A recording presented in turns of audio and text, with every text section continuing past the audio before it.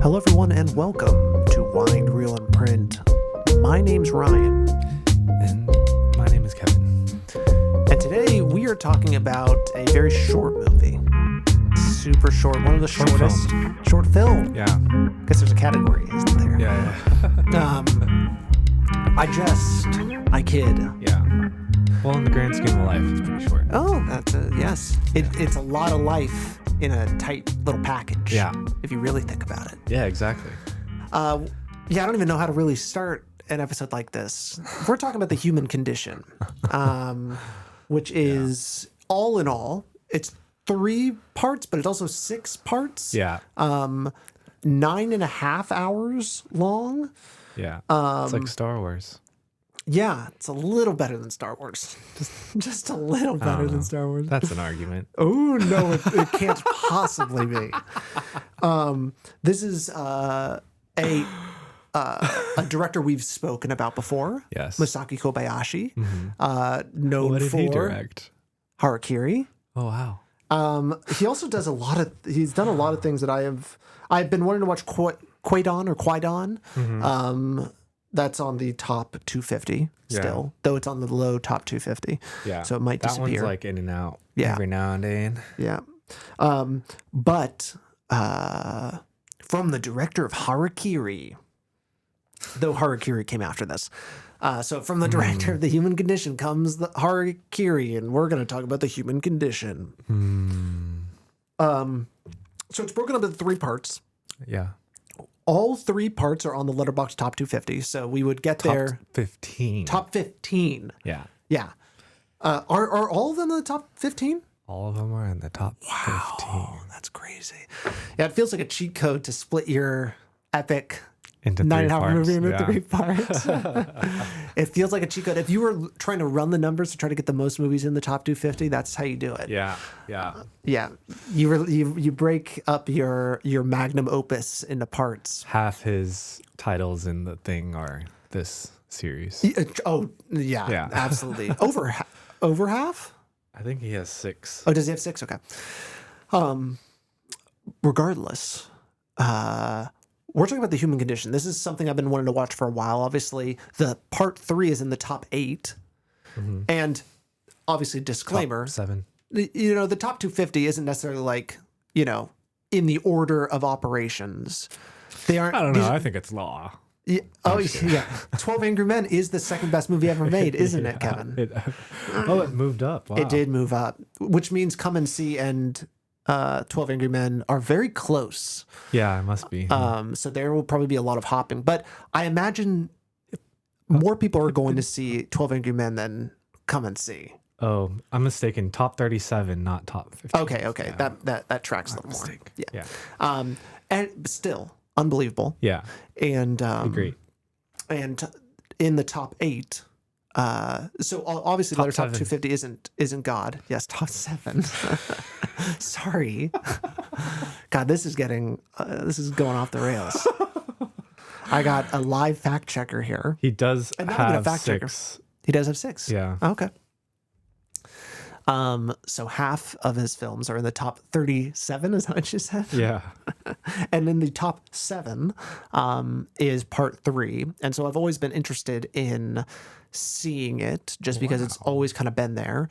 And all of them are kind of all over. So it made sense. It was on the list. We randomly decided to delve down this. And obviously it feels like a movie made for Wind, Reel, and Print. Yeah. If I'm being honest. This is like what we live for. This is. Yeah. Yes. We've seen movies, I would say, that are We've similar. seen movies. Yeah, we've seen. Yeah, let's leave it at that. We've seen movies. Period. We've seen movies. Ellipses. Oh, that's actually what it is, isn't it? Because it's always a little more too. And indeed, it fits kind of the religion of cinema that we have, that we're stumbling upon. Oh yeah, all the way through. So wading through. We're wading through it. I mean, I guess. Oh man, what is the? I think this is probably. It's probably better for us to summarize. Like, what is the plot or what is the story of the human condition? Do you want to take a stab, or you want me to take a stab? Yeah, I mean, it's just like, to me, a well, I don't, you go story. Okay, I'll go story first. I'm not, before you. I just immediately went to not story. So I'm going to say a character name, which Kevin would have never done. Would have immediately gone to the message, the director's note. No, Kaji is our lead character, leading us through basically 3 chapters of his life. Each, and something I love about this movie is it is almost entirely a new cast of characters every time. Yeah.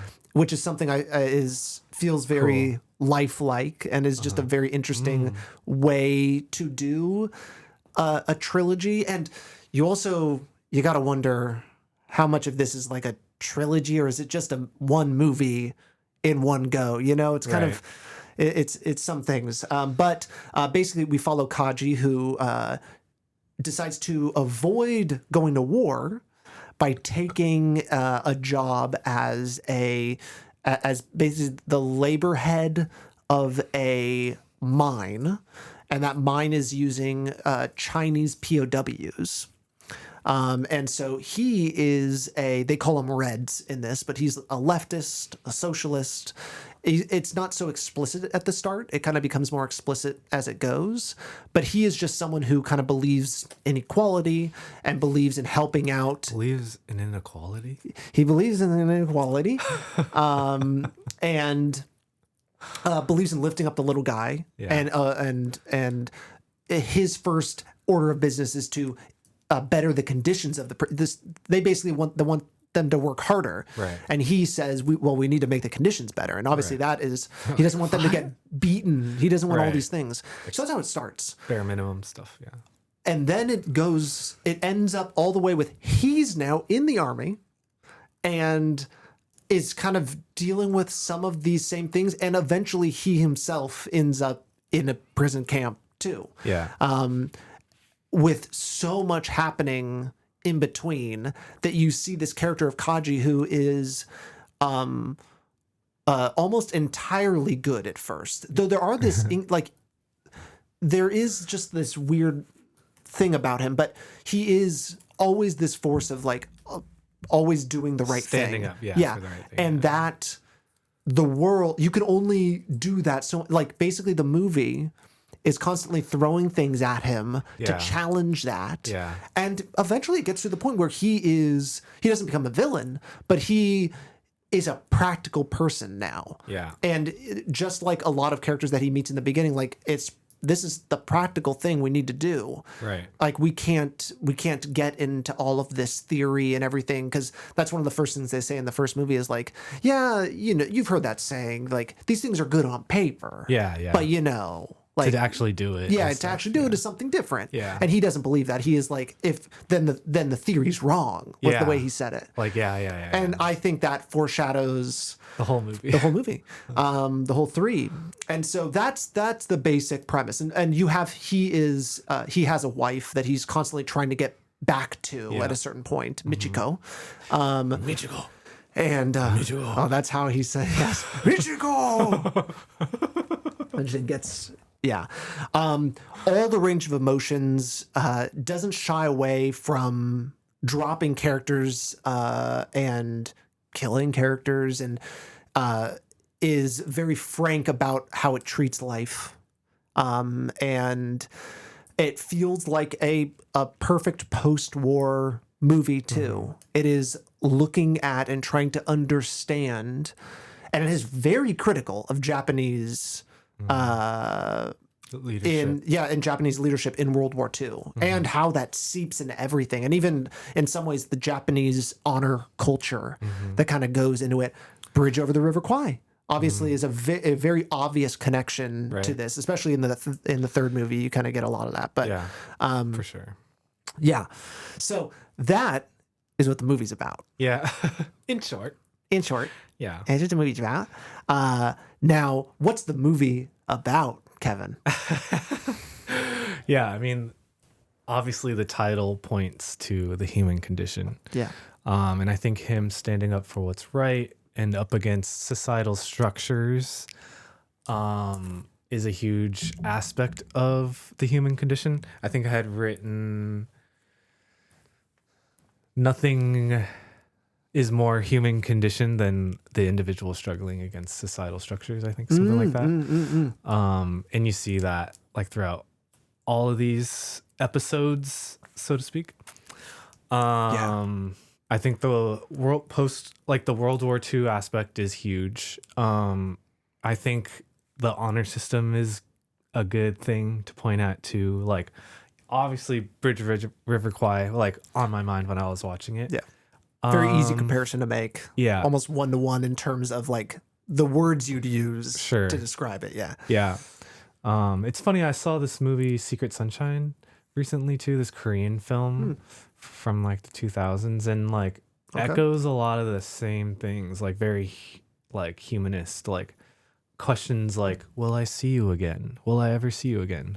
Things like that, kind of super similar, although completely different from a narrative aspect. Yeah. Or a narrative point of view.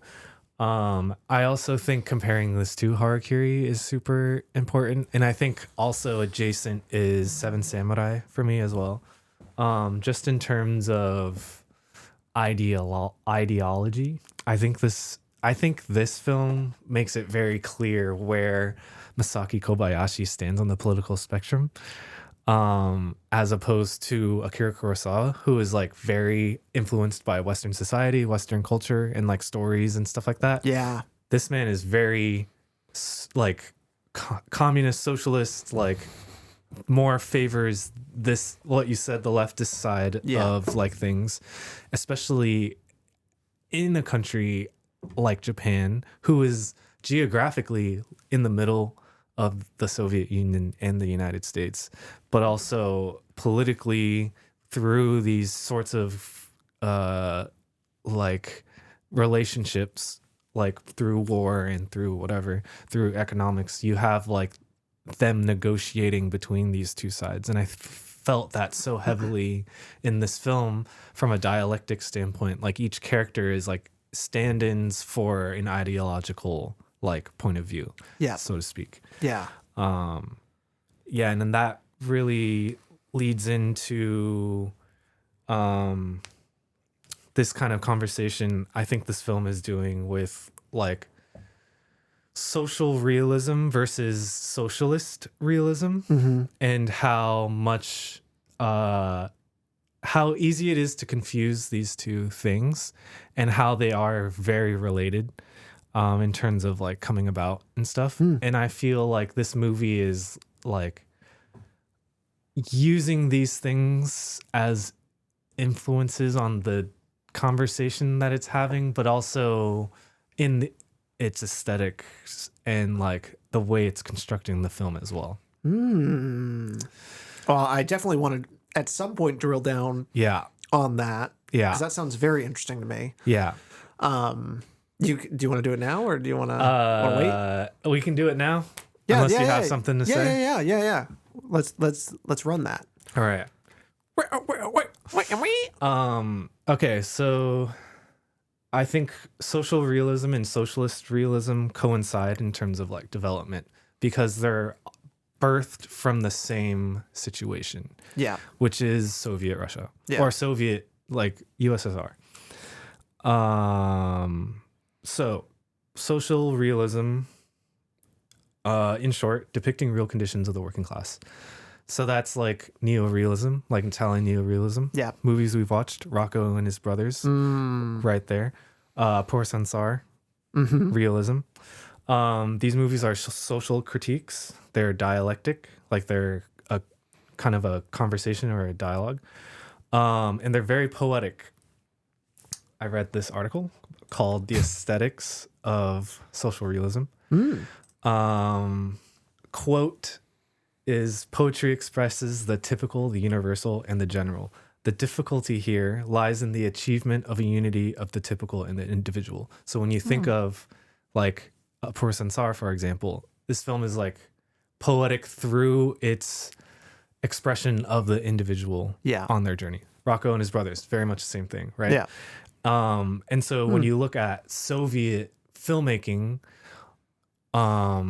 you're looking at something that is more social realism because their culture is trying to express the like narrative of the working class. Like they're trying to show the working class as like this great thing. Yeah. You know what I mean? Yep. So that's where you get like the socialist ideas kind of driven into the realism. You know what I mean? And that coinciding with like poetics, especially with like Tarkovsky, The Ascent, like these types, those are clearly like Soviet social realism. Yeah.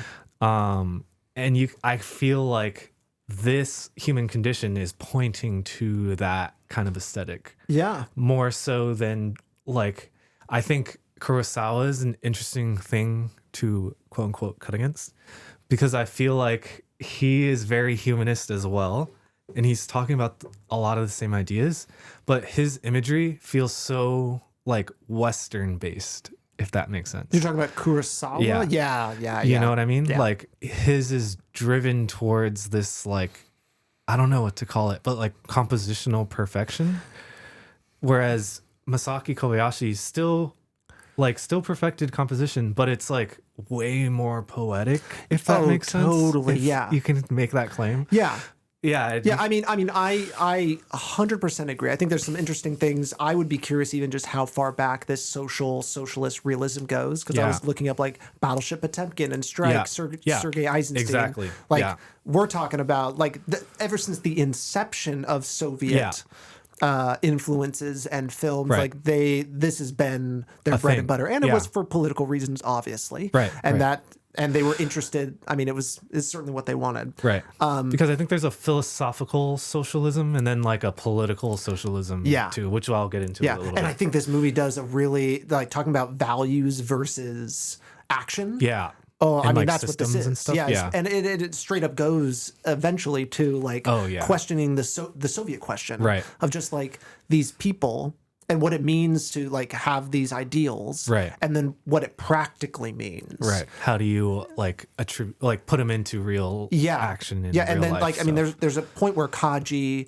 like tries to plead with his Soviet captors, through ideals, and the interpreter just can't get it right, which I thought was I've never seen that in film before. Lost in translation, and it's such a great way to do that. Yeah, like you want to say something so bad, and they're like, and it didn't go as far as I thought it was going to. Like I could imagine another movie like that would have been the end of that character almost. But it was like, it was so, oh my God. But to speak a little bit more on the composition of like Kurosawa. Yeah, Kurosawa, I mean, the Westerns are obviously a huge thing. These grand landscapes, like there's something to it, but and there were so many shots in The Human Condition where I was like, this is mind blowing. Yeah. Like the light all of a sudden shifting. Yeah. And all of a sudden the characters are in perfect position. That's something Kurosawa does as well, which is just like, you can see every character. And it wouldn't make sense when you really think about it. Like, why would this character sit that far from the table? Like this, that sort of thing. But from just a visual perspective, it's so amazing. Yeah. Plenty of that. But like, for example, because I think the third movie has the greatest visuals of them all. Oh, yeah. It has so much opportunity because it's a road movie, basically. Of the landscapes. And just like, and it sucks. It makes me another reason I just hate streaming is like streaming quality goes down when there's so many things going on. And so they're walking through those fields of grain.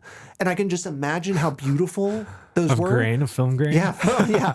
But then it was so pixelated and gross. Yeah. Oh, it just made me so frustrated because you know me, like gotta get the box app. Yeah, and I know, yeah, I know what you're getting for your birthday. Yeah, I need. Oh my God, oh my God, there's so many. I'm getting real close to starting to collect some of these movies on very because now you know high definition. Yeah, it's just like and there's just so many more. And it's like we're sitting in my office right now, and I have all of these books and things. I'd rather them be movies. Yeah, I mean books are cool too. Books are cool too. Yeah. But like I just want to display my love of it. Yeah. I think that's what I'm getting at. Yeah. But I got you. So yeah, there were so many amazing, beautiful shots, especially in the third one. And yeah, I'd need to think more on like what makes it poetic, but there is just something. Right. It doesn't just feel like the sunset and characters walking across the screen. Right. And I'm not saying Kurosawa's that necessarily either. Right. Because so many Kurosawa stuff is like it's all about movement and tons of people. Right. And oh my God, it's beautiful. It's like a Renaissance painting almost. Yeah, it's like they're doing the same thing, just like slightly dissimilar fonts, you know? Yeah. It's like super, super, super similar. So it's like finding the differences are like minutia, like level. Something really cool that the Human Condition did was their use of Dutch angles. Yeah. Like, that's the thing. The camera is great. The movement that you're talking about is also good in this and they too. multiple times, like they take the Dutch angle and they shift it back into a regular perspective. Yeah, that one shot. Yeah. I think they did it twice. I think they did it once in 2 and once in 3. And the third one, it was so good because realize they're just how hard that is to do. And you could tell it's janky at the end, as old movies tend to do when they try to do stuff like that. Because I mean, can you imagine? There's no gear for that. They're coming up with it. Exactly. But I respect it, and it was. What I was impressed by is even though it was kind of janky getting there, it lands perfectly. Yeah. It was just like, ooh, they got it just right. Yeah. But that was so good because they're wandering, they're hungry. It's got these great Dutch angles, and then it shifts and lands, and now they see their first sight of civilization. Like it just has so much meaning and beauty. And I think the second one had something like that too. It almost felt like it went from upside down to regular in the like kind of the close quarters army barracks or something. But anyways, the use of Dutch, there certainly were plenty of Dutch angles in the second one. Yeah. So the use of that was great because it always played with what was happening as well. It was always a psychological, another way of interpreting that. Yeah. And presenting it. So yeah, the cinematography. Yeah. Yeah. Amazing. It is crazy. Black and white. Crisp. Like Eureka level. Amazing. Oh my gosh. Yeah, Eureka. I ended up, I recently made a post for us to post about Eureka and I had to go, I already posted it. Oh. So it's nothing that impressive. But it was basically when, the calendar post, I had to find a poster of Eureka, and damn, I found this amazing poster, this very minimal in the right way. And it just kind of has them like down at the bottom. And because I always try when I make those posts to use like the posters from that country so that I kind of get a little bit of a sense of like what was actually going on a little bit. Sure, yeah. And the Eureka poster is so good. That's awesome. I mean, it's just, that movie is great. It just has so much intentionality and beauty and it's fucking amazing. Yeah. And the Human Condition, to bring it back, has that in spades. I think that we absolutely need to talk about. Do I say that a lot? Is that why you're? Yeah, I know. Yeah, it's a T-shirt thing. Yeah, exactly. Tetsuya Nakadai. Oh yeah. The main actor. The main actor who was in Harakiri, and he's credited with Seven Samurai, but it's funny because he's only in like one scene. He's in one scene and he's not even credited, I don't think. Oh, wow. Or maybe he is, but I think whatever he was in got cut, and he's just basically walks through I think he's the first samurai they meet that ignores them. It's basically like, get back off. I think that's it, or maybe it's something else, but. Yeah. I mean, the entire film, all of these movies rest on his shoulders. Sure, yeah. And his, it's just like, it is the longest character study of all time. Yeah. And it's just, Kaji as a character is so great. Yeah. And so just like. Because you're rooting for him. Yeah. Every step of the way. And. Yeah, I mean, I was just blown away by his acting and portrayal of this character. It just felt like it was the perfect mix. And him and Kobayashi did a lot of stuff together. Yeah. Makes sense. Tetsuya Nakadai, still alive. Wow. Yeah, he's crazy. That's crazy. Yeah, I know. So we're very lucky to still have the guy around. But Yeah. it's interesting. Something I read, like the Human Condition would play at some midnight screenings. Wow. Like all three. And I To think the AM. yeah, I know. And I guess sometimes I think it was Nakadai would show up there sometimes, and I guess it was just I mean, can you imagine? That'd be just so cool. Yeah. Oh my god, that sounds so awesome to me. So yeah, major credit to him, and obviously a phenomenal cast of characters. And once you start watching a lot of Japanese films, especially from this era, I'm like, oh, I know that guy. Yeah. I know that guy. I know that guy. And It's incestual. They're just everywhere. Yeah, and this has so much. Like I said, every movie has almost a unique cast of characters. Yeah. And it's so great. And it almost makes you be like, that's how sequels should be made. Sure. It's like really switch it up all the way. Yeah. But maybe that's a good segue into another point I had of like,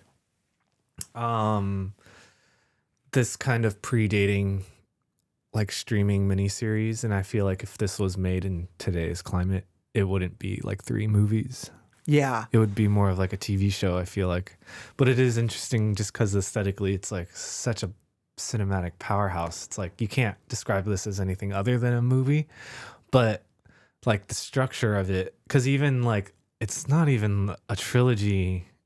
no, because like traditionally, it's and it's like and books. yeah, You know what I mean? yeah, It feels like a TV show when you're Yeah. watching it. If you watch it in sequence, it Yeah. feels like you're watching episodes in the thing. Because up until like the 4th episode, they do a new title card And then they every stop it. chapter. Yeah. And then in the 3rd movie they stopped doing it Yeah. for whatever reason. But I think that just like drives this point of like television episodics and like how this kind of property didn't have the thing to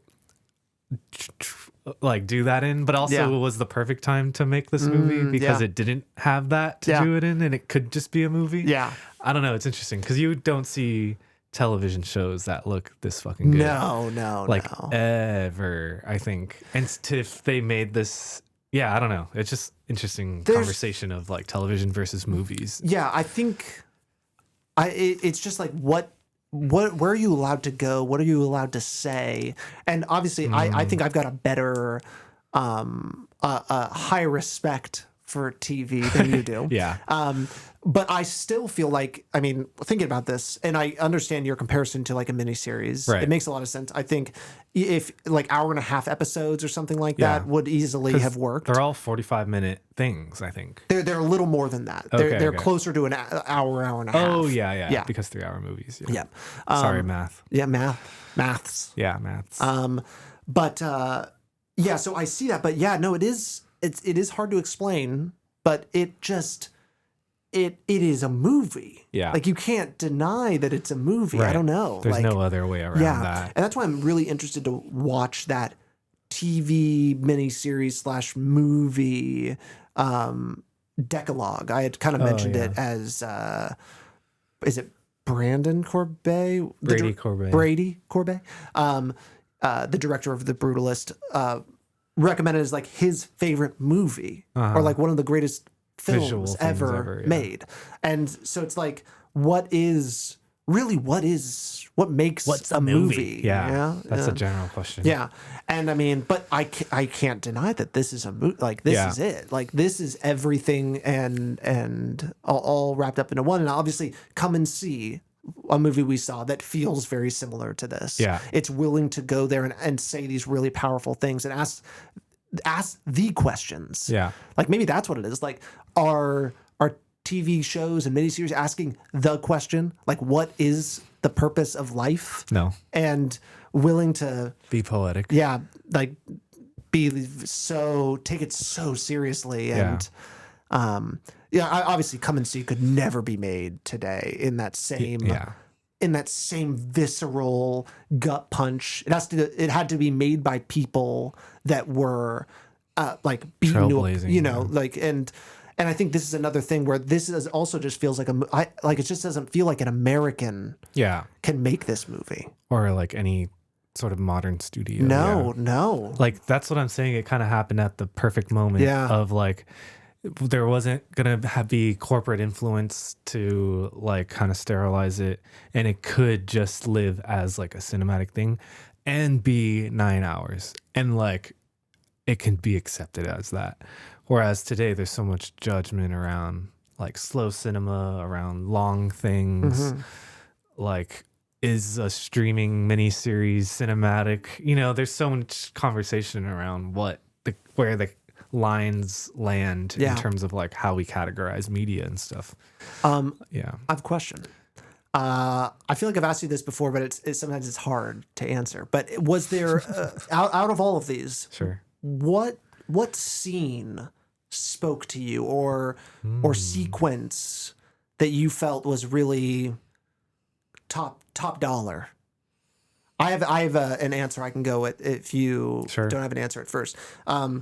There's plenty, but just to speak on the action scene at the end of part 2, that was one of the greatest action scenes I've ever seen. And I'm talking about the tank scene when they're all in the trenches and the tanks are coming. It didn't require much in terms of scope, but it was scope. And I think that's a lot of stuff about these movies too, is like it's the world in a small manageable space. 3 is the one that really like bursts out of that a bit. But we're in just a little camp. We're in just a little place. But we're telling the entire thing, and just like a line of tanks and all of these, and we're finally figuring out like what we're pushing Kaji in these directions and pulling him. And I don't know, I was just on the edge of my seat, and I really wasn't expecting this movie to have the ability to go there like this. And I think you mentioned this in your review, but it also just feels like so many movies are copying this.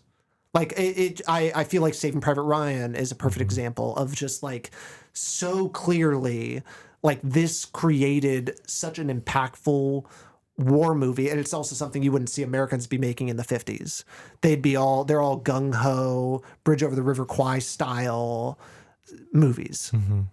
I don't know, like I was absolutely, it was like a left hook in an otherwise totally grounded, simple kind of like movie. It wasn't really trying to go too crazy, especially in terms of action. Like, but then it just felt like explosive and crazy. And I mean, it was just wild to me. Yeah, people just blowing up and blowing up. And as an action scene, it was like so it felt very similar to me, McCabe and Mrs. Miller, where I feel like I see the entire battlefield in my mind. It was so perfectly choreographed and shot. Yeah. Just like McCabe and Mrs. Miller, I can live in that town in my head. Yeah. Like it was so well built out. Sure. They just did such a great job, in my opinion, of showing the action in such a way that you can keep it without being disorienting. And it just to end your second movie like that, to bring it into the next one, it just felt like a great trial by fire sort of scene. Nice. Yeah. What about you? I have 2. I really enjoyed the ending of 1, like with him, specifically with Michiko on the sand dunes and like walking out of the camp. Just like great imagery. Yeah. And I just liked the first one overall because of those things you were saying of like keeping all the action in one space. It's like very theatrical, very like Bridge on the River Kwai. Yeah, you didn't need to make more movies. And everything is so like ready-made. Like all the pieces are just there. You have to fill it in with life and stuff. Like I think I said like prison camp as a metaphor for society is like such a cheat code because of how easy it is to build that thing out. And I think the first movie just like does it so fucking it's crazy perfectly. Good. I just like the yeah, just the way he's positioned throughout the whole thing. It's great. And then I really enjoyed the third movie's editing. I thought that was just amazing. Yeah. Like really slapping you every cut. Yeah. And I'm like, whoa. Yeah, there were a number of like time jumps as well that it doesn't even really, it like doesn't say elliptical anything. cinema. Yeah. It's just like, whoa. Oh God, that like we're happened. here now. Yeah, exactly. Yeah. Like, oh, they already walked away from camp and heard a gunshot. Like when Takada or one of his friends goes off and is like, I'm going to go to the Reds. Yeah. And I'm going to finally get out of here. And then they hear a sound and he looks, I mean, he literally is like, I'm going to go. And they have a conversation. And then it cuts to Kaji and the group and he hears what sound to him like gunshots. Yeah. And then someone's like, oh, that's just a woodpecker. Don't worry about it. Yeah, but he looks longingly out knowing that it's probably his friend went to go walk and then they just shot him right there. Or it's a possibility. Yeah. And remember that one. Yeah, and that was just I was like, what the hell? But because like mid conversation, they'll cut out mid to the next scene, mid scene. Yeah. And you're like, it's like whiplash. Yeah. There was another like foreign film that we saw within our time doing this pod that also had something like that where it just scenes ended so abruptly and moved on to the next thing. Yeah. It's a very interesting style to just drop it and go. Yeah. Yeah. Just keep it flowing, Yeah. you know? Yeah. Yeah. I fucking love that. It's crazy because it like taking the breath out does something. Yeah. And it's interesting. To me, it's like a heightened Kuleshov because you're just like forcing the audience to like acknowledge the connection between these two things. Yeah. Which is great. Yeah, you can't make them unless you overlaid them. Right. This is as close as you're getting. Right. And that speaks to the Soviet sort of like filmmaking style, I feel like. And just in terms of the importance of editing to this, you know, filmmaking, whatever. Yeah. Culture. Yeah. So to speak. Yeah. You know? Do you think any of these movies can exist on their own? I think the first and the third. Yeah. Oh, the third. Interesting. Yeah. I'm trying to picture it obviously it has the ending. Yeah. And so that's easy cheat code there. Yeah. The beginning, how does it begin that I wonder how the audience is introduced. Yeah, because I think the driving thing is the wife, is Michiko, and him and that's enough needing to return to her. Yeah. And I think that you get that right off the bat in the third movie. Yeah. In, like the first scene. And I think when he's walking out and dying, that's like what he's talking about. Yeah. So you get this really good through line. Yeah. And then to me that like the second movie is basically setting up this action, right? Of him wandering out. And it's like, okay, I'm ready now. Like this is the moment of like him returning and stuff. And you're like building up to it. I just feel like that's a great like movie premise. You know what I mean? Oh, the third one just fucking, I mean, that driving force is so good. And just like, I feel like I've never seen a movie. Trope. Yeah. I've just never seen a movie that was so like run and go and like, oh my God, it was just so good. Yeah. I loved it so much. And every place was dangerous and interesting. And I mean, surviving in the forest to going to all of these like little, oh my God, it was just so good. It was crazy. And I mean, just shows what was capable and of like the movie went to all of the places, basically. Mind blowing. I'm just, my little tiny brain exploded watching this. And it was just one of those things. I love watching like an old movie and being on the edge of my seat, especially one that's like a foreign film. Yeah. And that just shows like just how powerful they are, that it just grips you even just visually. Yeah. And that's enough. And yeah, obviously visually so interesting. And everything has a different visual tone almost, and just the way the characters act and dress and everything like that. You go from this prison camp that's kind of military, but then there's kind of the other aspect of it. You know, there's Kaji is and Michiko is there too, but there's a little bit of a dressed down a little bit of like, it feels like some of the more classic Japanese films that we've seen that take place in Japan, like an Ozu or something like that. Like it's like, it is still Japanese life. Right. And then it starts to bleed into full on military. Yeah. And then it bleeds into like survival and just bare bones. Like, it's just like from life. costume design, there is like this change that I think is really cool too. Because so many movies, I mean, you could make a 9-hour movie that's all in that prison camp if you wanted to, or that's all about traveling. Right. Go for it. Well, yeah, you keep going. I mean, there's really nothing more to say other than just a really cool thing that this movie takes advantage of. And I hope, and I would like other trilogies and things to take note of, like taking things and then just like ripping it apart and then putting it back together in a different way. Like I loved that each movie had a very different location, premise, everything with the same, always fighting the same morality code. Right. Yeah, I feel like because this is a adaptation, and when you look at a lot of these like lengthier like quote unquote movies, a lot of the times they're like book adaptations. Oh yeah, you mentioned, was it Napoleon? Yeah, War and Peace as well. Oh, War and Peace. Like you have these stories that can exist in 3 to 4 movies. You know what I mean? Because you don't have to generate all this like content. You can just like literally translate this story into the movie, you know?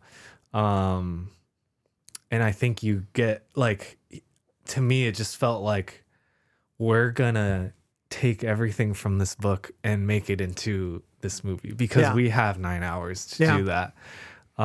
Which I think is just fucking great. Yeah. You know, to dedicate, like, you would think at some point it would waver. Like they would lose steam. Like you could make an argument the second movie is like purely narrative structure to like move the thing to the last act.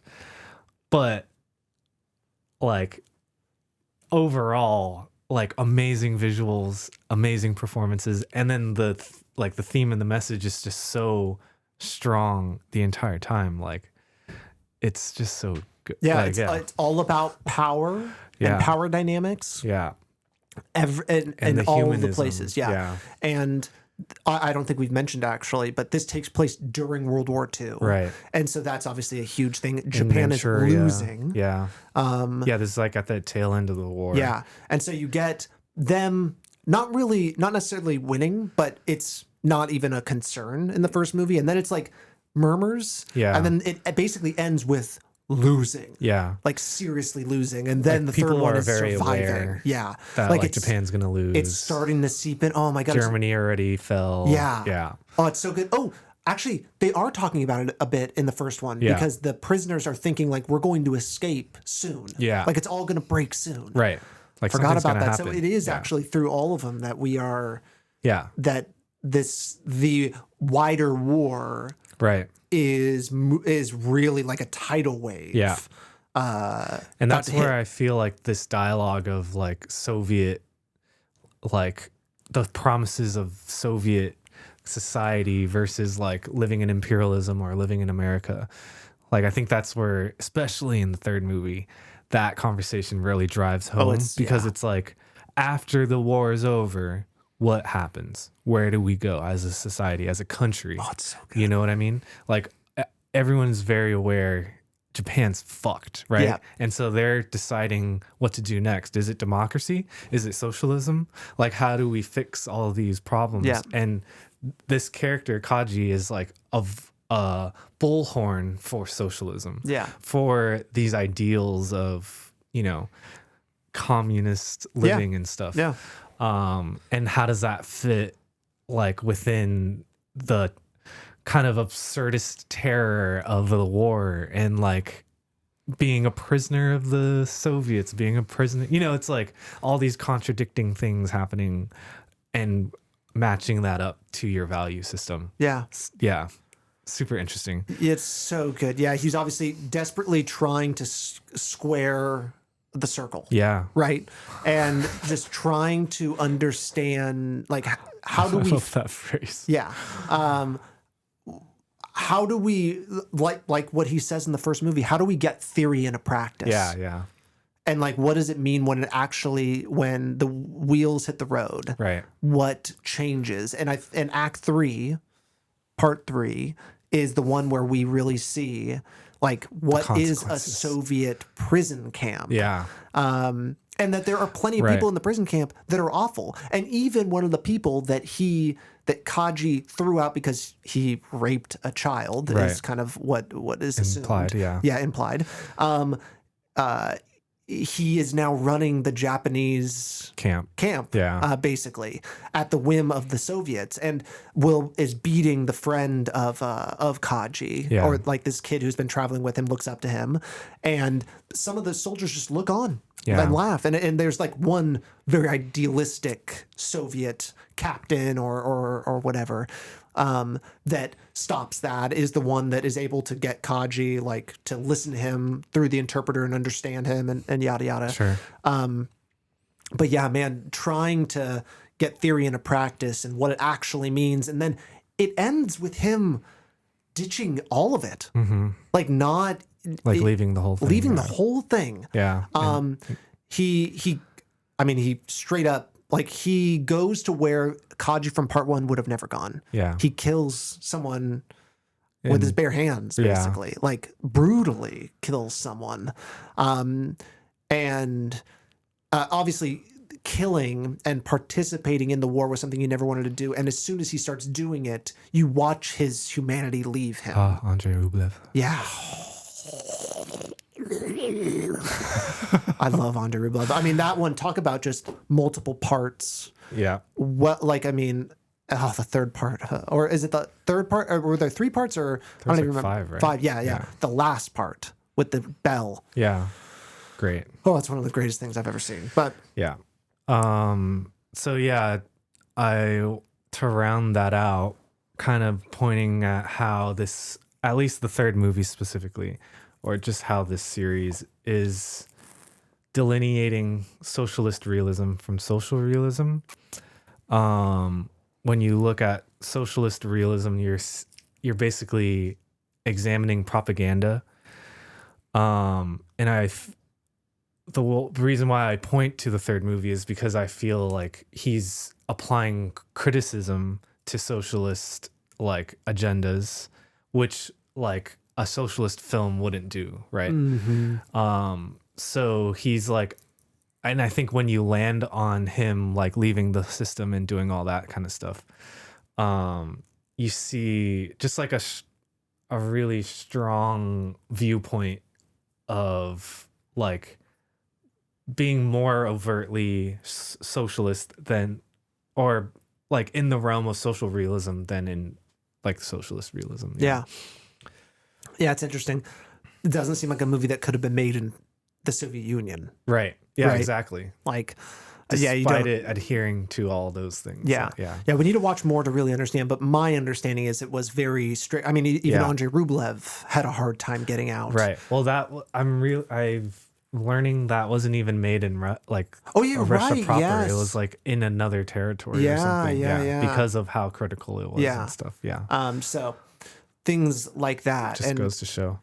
Yeah. But also how like to tie it into the points of like action versus theory, how socialist idealism ends up becoming fascism when nationalistic ideology perverts like art aesthetics to achieve propaganda ambitions. And I feel like any propaganda is going to do that, right? Of like perverting idealistic kind of values for the sake of nationalist gains. I mean, you're talking about the Nazi Party. They literally put socialist in their name to trick people.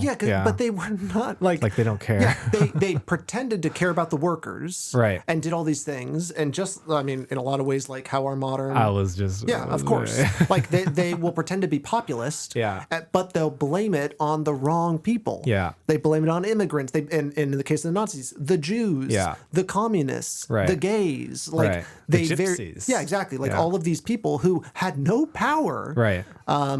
And just use them as their scapegoat. Yeah, as their scapegoat. Yeah. And that is fascism. I mean, that and nationalism is a huge important part of that because it's a great way of othering people. It creates like tribalism. Yep, exactly. Yep, tribalism. So, you hit the nail right on the head right there. And you can see the fascism in this and how that, and obviously Japan during the war was fascist, and obviously a long time before the war too. And they point that out. They do. Yeah. You fascist samurai. It's I know that was right. It's also just like it just seems like a crazy movie to make, because like even when I'm thinking about this, I'm like, so many people that were involved in the war in Japan watched this, maybe even worked on, like it still was prevalent. Only less than 10 years from when or actually ended. A little over 10 years from when it ended, which is just a crazy perspective to have by that point. Right. It just felt so crystalline. Yeah. It was just an amazing thing. And obviously a movie you just really don't get to see all that much. The only thing I can think is like, what was the opposite? There was Letters from Iwo Jima, the Clint Eastwood movie, and then he made Flags of Our Fathers. So it was Flags of Our Fathers was the American perspective, and Letters from Iwo Jima was the Japanese perspective. That's the only one I can think of where it's like humanizing the Japanese of World War II. And from America. Yeah. And this one was just like, wow, this is just such an interesting, plenty of evil figures and everything like that. And it certainly is not trying to wash over what Japan did during World War II. It's also very critical of Japan. Very. Yeah. The most critical Japanese film I've seen of Japan. And I think I remember pointing this out with Harakiri of like how Kobayashi is targeting Japanese values, especially with the honor system. Yes. Bringing it all the way back. Like he is like criticizing the way these values like distort the country's like views and like political decisions and stuff, and how that destroys man, you know? Yeah. It's crazy. Yeah. I mean, the military is a perfect example of that kind of honor system in all cultures. Right. Of just like, we will be irrational. Right. Of course we will, because this is war. It's like an irrational thing. Exactly. Like we're not going to do it, and the honor system can be insanely irrational. Yeah. Like that one character commits suicide in the second movie. That's obviously a very big point of that. Right. And the wife writes in to apologize for the conduct of the one that committed suicide, who was like beaten and made fun of, and oh my god, it's so tragic. Had a very Ascent style like attempted suicide, and then it's basically an accident once he realizes like he doesn't want to kill himself. Oh yeah. Which is just insane. God. No other character knows that. That's just for the audience. Yeah. Which is just so crazy. That's always so crazy to have things like that. Because doesn't he immediately? He's like get back to people or something. Yeah. Are you talking about what Kobayashi does? Or what happens then immediately after he tries? Well, he tries, and then he realizes like, oh my god, if it's not working, then maybe I'm not supposed to kill myself. And then he accidentally. And then he just basically takes a step and it does it. Yeah. The gun does it because it still is under his neck or under his chin. And then we go to people discovering the body and yada yada. Okay. Yeah. Damn. Yeah. But I mean, it shows just how insane the honor system was, that the wife had to write in to do to say these things and to apologize for his honor, because suicide, especially in that instance, was like really looked down upon and all of these things. Oh my god, it's just insane. It's great. And then so much shame That's also a classic too. In the third movie of like Kaji is just trying to survive, and every time he runs into more Japanese people, they're shaming him for surviving and not dying. Right. Like why he's still here. Yeah, why you shouldn't be here anymore. Yeah. And oh my God, because the first Japanese people he meets, he's trying to get food for them because they're all starving. And the guy's like, no, I'm not going to help you. Yeah. You should be dead. Yeah. You know? Crazy. Like literal ghost. Yeah. Yeah. Oh my God. There's everything in these movies. Yeah. Everything. I feel like it's asking the question, can you be humane during war? Yeah, no side is humane. Yeah. And they obviously they paint the Chinese and the Soviets in a good light for a while. Yeah. Until it turns the mirror. Yeah, exactly. Itself. It's basically as soon as we get that final scene in part 2 with the battle, everything changes. The Soviets are now an occupying force. They are killed. You now see like the whites of their eyes, right?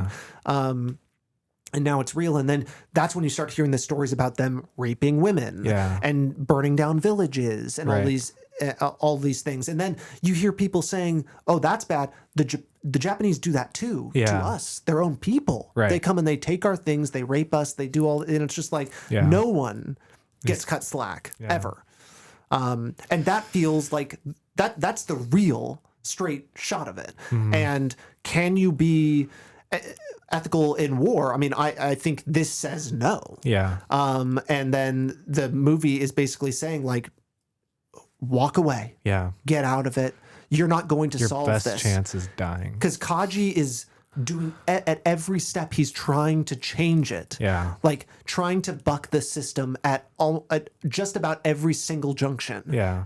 And at a certain point, he becomes the animal. He becomes his most base self. Yeah. Kills and walks away. Crazy. And that's the human condition. Yeah. Wow. It's amazing. It's so good. Yeah, I wonder when I'll go back and watch these again. It's pretty great. It's amazing. Yeah. Yeah. Hope to go back. I got to get it on Blu-ray. That's my next thing. I got to see it. I want to see some of those scenes in part 3 in the best quality possible. Yeah. I definitely would watch if these ever end up at the Roxy or something like that. I would absolutely go, or any theater in the area. I would go and see these movies on the big screen. I think that would be wonderful. They're deserving of that. A marathon. Yeah. Oh, I don't know. That's tough. It's possible, but I can't imagine a 9.5 hour marathon with other people. Would be very. I feel like it just as an experience, it'd be very. You've obviously never been to a film festival. I've not watched that many in a row. That's for sure. Yeah. I feel like that's like one of the only opportunities where you can do that. Yeah. Well, right on. Anything more you want to add? I don't think so. There you go, folks. Yeah. The biggest movie I've seen people say you could consider this the greatest movie ever made in some ways. And it holds a crown. Whether you think it's worthy of it, it certainly is able to. Yeah. Do you feel like this is like related to the working class? Expressing some. I think yeah. Yeah. Right. Yeah. Absolutely. Yeah. Yeah. I thought that was an interesting thing. Yeah. Like showing military as like a working class thing. Yeah. Yeah. I mean, the prison camp was a perfect. Yeah. And I think you made mention of that. But it is a great metaphor for the bosses and for working people and not respecting them. Yeah. I mean, we're kind of living in one. We're fed just enough to get by. Right. We're paid just enough to have a roof over our heads. Right. We'll never become the lords and the richest people around. So we're stuck in it too. This is just explicit about it. Yeah. Yeah, it's great. Fun. Well, thanks for that reminder. That makes me feel great. I was on some good shit. And now I'm on some bad shit. Now we're in a prison camp. All right, folks. Alone. Oh, God. Kevin's really waiting for the end of war. Okay, all right, folks. Thank you for being here. Watch all 9 hours all at once, and we'll see you next time. Bye-bye.